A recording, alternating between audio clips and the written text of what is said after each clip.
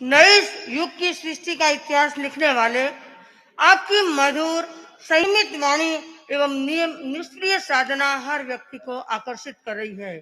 आपके चिंतन में अध्यात्म की नित नई सरगम बजती है। पुरुषार्थ की सहाय से मुकद्दर लिखने वाले हैं नाथ।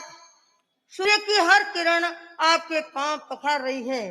करुणा सागर, मुझे लगता है दसों आचार्यों की सारी संपदा आप में समाहित हो गई है। आपके चरण स्पर्श से ये माटी सोना बन गई है।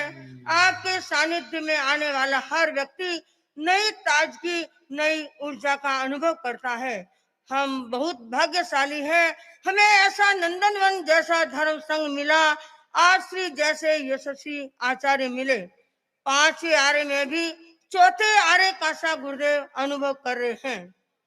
मैं अपनी जन्मभूमि, कर्म भूमि, दीक्षा भूमि, शिक्षा भूमि में पहली बार आचार्य प्रवर साध्वी प्रमुखा श्री जी, मुख्य मुनि प्रवर साध्वी वरिया जी का हार्दिक स्वागत एवं अभिनंदन करती हूँ।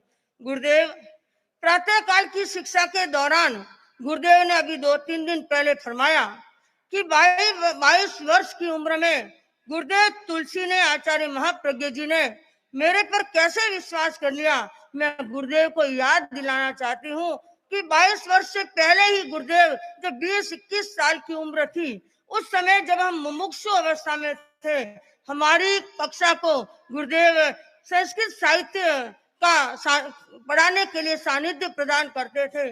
उस समय हमने अनुभव किया कि जयाचार्य की हमने घटना सुनी है पाली की, कि जयाचार्य सामने नाटक होता था लेकिन जयाचार्य ने आंखें उठा करके नहीं देखा।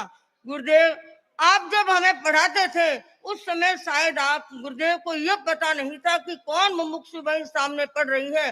केवल किताब में आपकी दृष्टि रहती थी, कभी आंख उठाकर नहीं देखते। उस समय हमें अनुभव होता था कि जयाचार्य की घटना को हमने अपनी आंखों से नहीं देखा, केवल इतिहास को हमने पढ़ा है। लेकिन आज हम अपनी आंखों से देख रहे हैं कि एक सामान्य साधु, जिनकी इतनी एकाग्रता, जिनका इतना दृष्टि संयम, ये साधु उस समय लगता था कि शायद एक सामान्य साधु भी ऐसा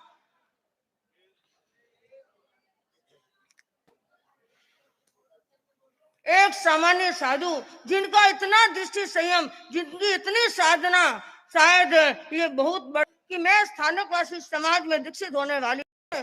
भिक्षु विचार दर्शन को एक बार नहीं 3-4, और उसी आधार पर मैंने 13 पंथ की धारणा अपने जीवन में स्वीकार की। और उसके बाद मुझे लगता कि दीक्षा लेनी है तो 13 पंथ धर्म संघ में लेनी है। तो गुरुदेव, यह भिक्षु विचार दर्शन मेरे जीवन की दिशा और दिशा को बदलने वाला था। गुरुदेव, 2012 का गुरुदेव का जसोल चातुर्मास था। उस समय गुरुदेव, हमारी इच्छा थी कि गुरुदेव का सानिध्य में चातुर्मास में मिले, लेकिन अंतराय का योग था। गुरु यही समझा कि गुरु का इंगित, गुरु की दृष्टि, वही हमारी सृष्टि है। गुरुदेव, आज मैं वरदान मांगना चाहती हूँ कि गुरुदेव की जहाँ भी हमारी दृष्टि होगी, उसी की हमें पालना करना है। जहाँ गुरुदेव का इंगित होगा, मैं अपने जीवन में उस गुरुदेव की इंगित की आराधना करती हुई ज्ञान दर्शन चैत्र की त्रिवेणी में अभिस्नात होती रहूं, इन्हीं भावनाओं के साथ।